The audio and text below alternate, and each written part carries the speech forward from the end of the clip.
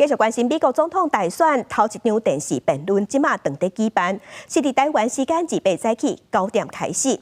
现任总统拜登和挑战者川普因两个人会有90分钟的辩论，而且为着要防止对方插嘴，伫无讲话的时，麦克会互关掉。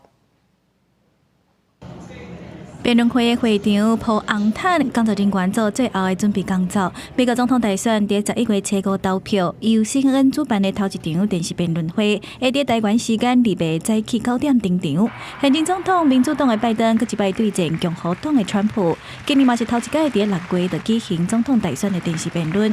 因为4当前的辩论会真乱，这届就无开放观众入场，为了防止候选人伫讲话时阵，互对手插嘴，会伫候选人发言的时阵，甲对手的麦。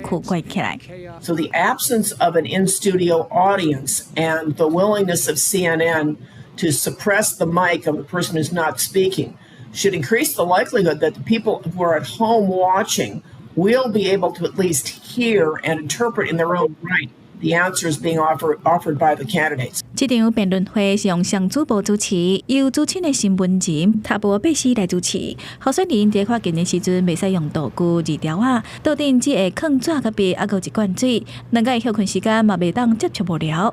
这个辩论的内容，有两个人的健康甲过去的污料，包括选民这个因的年岁甲想法的反应。拜登的囝非法买枪，川普将做历史上头一个互刑事定罪前总统加议题。 拢正做外界关心的代志。